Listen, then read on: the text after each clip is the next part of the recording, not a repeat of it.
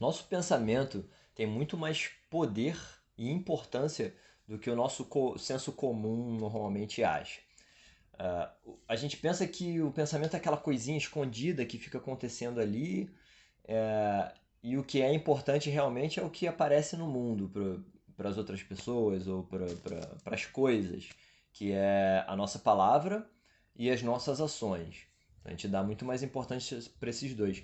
Mas na verdade, o pensamento ele tem uma importância maior porque ele é a origem desses outros dois elementos.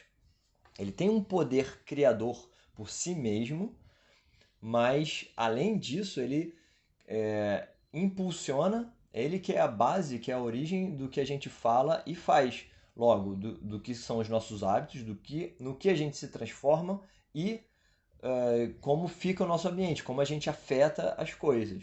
Então, o pensamento ele tem uma importância muito grande, ok? A gente está falando agora do segundo princípio do caminho óctuplo, o pensamento correto. Eu coloco lá no link, eu faço uma playlist aí para ficar mais fácil de acessar os outros para quem quiser, ok?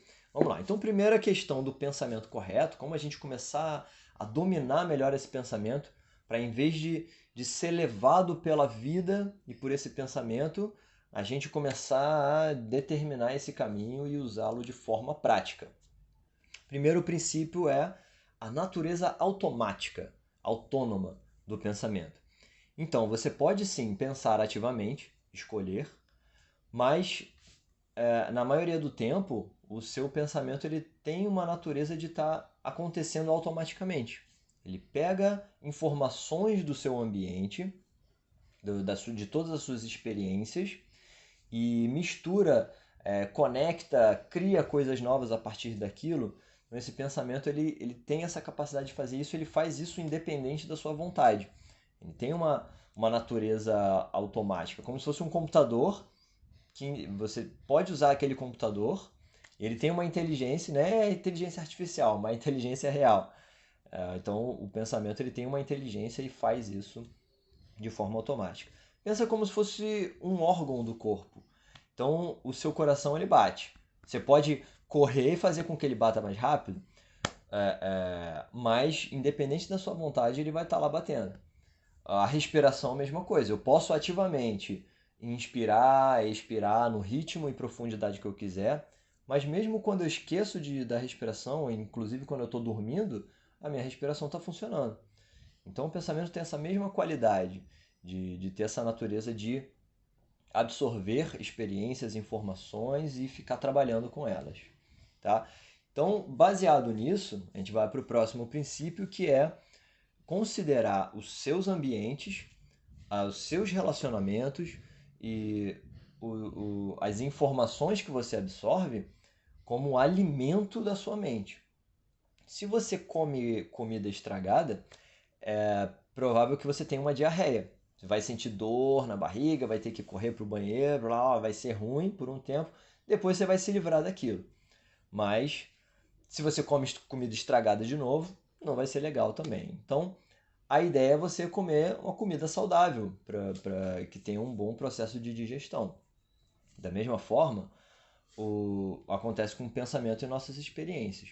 Por isso é tão importante para que você escolha qual tipo de pensamento vai estar rodando na sua mente automaticamente e já te influenciando, te dando ideias, te dando sugestões o tempo todo, é você escolher os seus ambientes, os seus contatos e as suas informações. Ou seja, reflete sobre qual tipo de sensação, qual tipo de informação você absorve nos lugares que você frequenta, principalmente na sua casa, se você ficar muito tempo em casa, onde você trabalha, ou qualquer tipo de ambiente que você frequente, onde você vai passear, onde você vai se divertir, quais pessoas que você costuma entrar em contato, quais pessoas você permite que se aproximem do seu círculo mais próximo, qual tipo de energia que elas têm, qual tipo de ideia, qual tipo de conversa, qual tipo de troca que você tem. Importante também as outras fontes de informação, como quais vídeos você costuma assistir, quais filmes, quais séries, quais músicas você escuta, quais livros você lê ou revistas. Então, tudo isso, todo esse tipo de informação diferente que vem por todos os nossos sentidos, são material que a sua mente vai automaticamente usar para ficar gerando pensamentos e cruzando ideias. Ok? Então, o primeiro critério é escolher muito bem isso e aprender a cortar o que não serve para você. Eu não quero que isso fique habitando em mim, então eu corto, sempre que possível. A gente não pode fazer isso com tudo, o tempo todo, mas sempre que você puder, cortar o que não te serve e tá cada vez mais com as experiências que te servem, que estão alinhadas com aquilo que você quer. Próximo passo é a dissociação. Dissociação é você entender que você e o seu pensamento não são a mesma coisa. Que você pode observar, assistir esse pensamento, assistir esse processo, inclusive automático, acontecendo e escolher o que fazer com ele. Então, para dar um exemplo prático, né? Você está andando na rua e você vê alguém com uma mochila e essa mochila está aberta, dá para ver a carteira e o celular dela. Seria muito fácil de pegar aquilo. Então, o seu pensamento ele pode automaticamente pegar aquela informação, cruzar com o que ele conhece e pensar em, seria muito fácil pegar isso aqui, né? Um pensamento de tirar vantagem. Então, assim, você, ao invés de se achar, caraca, olha só como eu sou mal, como eu sou egoísta, eu sou um ladrão, eu pensei em pegar o negócio do cara, que absurdo. Não, é você entender que isso é um processo automático da mente. O que você faz é escolher o que vai fazer com aquele pensamento. Então eu posso simplesmente observar isso e falar, pô, é, é, tem uma situação de exposição ali. Então o que eu posso fazer? Eu posso, de repente, ir falar com a pessoa e falar, ó, sua mochila está aberta, está exposto, alguém mal intencionado pode pegar, tá? Então, o importante é você não se julgar pelos pensamentos, porque eles não são você, você é dissociado dele, você pode observar, assistir ele de longe, e o próximo passo é escolher o que fazer com esse pensamento. A próxima etapa, então, conectada com isso, é justamente a consequência. Então, tem dois parâmetros aí, a consequência interna e a consequência externa. A consequência interna significa o quê? O que eu tenho que gerar dentro de mim para poder realizar essa ação? Esse pensamento, né? Se eu penso em agredir uma pessoa, por exemplo, eu tenho que gerar esse sentimento, essa emoção e criar aquela agressão. Né? Ou seja, é como se eu criasse uma coisa dentro de mim, eu crio veneno dentro de mim, me enveneno e aí eu cuspo no outro. Basicamente é isso, é o pensamento fazendo isso. Se eu crio uma coisa saudável, um remédio, eu me curo e aí eu cuspo essa cura para o outro. Então é você entender, essa consequência interna é o que, antes mesmo do pensamento, qual é a intenção que está lá por trás e o que eu estou gerando em mim para criar esse pensamento, porque isso já está me afetando diretamente, tá? E a outro passo é a consequência externa. Ou seja, se o pensamento ele tem um poder criador, eu sei que ele vai afetar a forma como eu falo, como eu me comporto, como eu ajo, e inclusive outros elementos que não dependem diretamente de mim, é você procurar antever quais seriam as consequências de que se esse pensamento se realizasse. Então, ao invés de achar que o pensamento é uma coisa muito volátil e não vai acontecer, coisa do tipo, tá, se eu alimentar um pensamento, se eu pegar esse pensamento e não concordar com ele, alimentar e pensar ativamente, qual seria a consequência real de se isso se realizasse? Então, refletir sobre isso é o próximo passo muito importante. E logo, né, a gente já está pensando no último passo, que é usar o pensamento como ferramenta. Então, para usar como ferramenta, o que a gente faz? A gente entende que a mente ela tem uma natureza de pegar as experiências passadas, ficar tentando avaliar e aprender com as experiências passadas e planejar o futuro. Esse é o funcionamento básico da mente.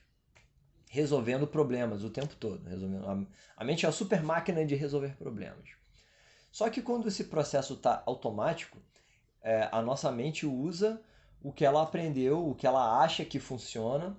Então aí entra muito senso comum, muito do que a gente recebe ou já recebeu na nossa história. É um processo que também não fica muito claro porque ele está acontecendo, mas você não tem muita noção do que e de como está acontecendo.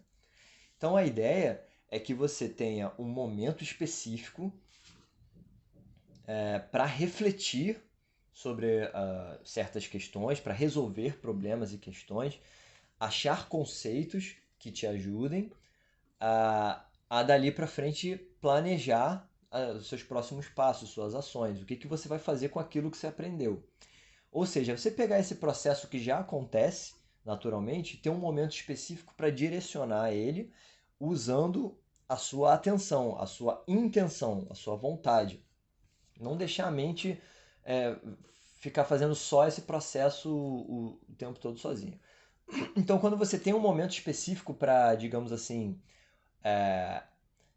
usar esse instinto natural que a gente tem de pensar, essa vontade e impulso que o corpo tem de pensar, funciona como um exercício físico. O exercício físico é o quê? Se você não faz exercício físico nenhum, o seu corpo começa, primeiro, a ficar mais fraco e, segundo, começa a gerar tensão dentro dele. Então, a sua pressão sanguínea vai aumentar, o ritmo cardíaco vai aumentar, porque é menos eficiente, ele precisa acelerar. A respiração fica mais curta e fica mais rápida, então gera uma ansiedade, uma agitação interna. É como se fosse uma energia que não sabe para onde vai. É uma coisa que faz você ficar quicando o pé, faz você ficar se movendo, mas aquilo não tem uma eficiência de fato. Quando você tem um momento para usar aquela energia, para usar aquele instinto de movimento e se exercitar, nos outros momentos o corpo fica mais tranquilo, porque aquela vontade de se mover foi saciada.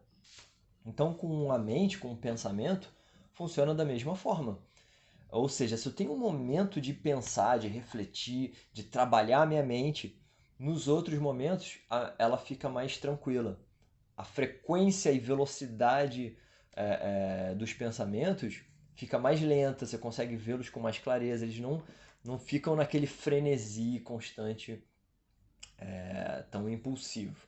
Óbvio que para isso, práticas como concentração e meditação vão ajudar muito, mas isso a gente vai entrar um pouco mais na frente. Aqui a gente está percebendo o que é o pensamento e como usá-lo de forma prática. Ok? Então, resumo bem rapidinho, tá? Pensamento correto, segundo princípio do caminho óctuplo. Primeiro, ele tem uma natureza automática. Segundo, escolha como você vai alimentar essa mente. Terceiro, aprenda a se dissociar da mente para poder escolher melhor o que vai fazer, sem achar que você é ela. Quarto, observar quando você pensar ativamente quais são as consequências, consequência interna ou externa do que você está criando. 5. Usar a mente como uma ferramenta de reflexão e planejamento. Ok? Então, o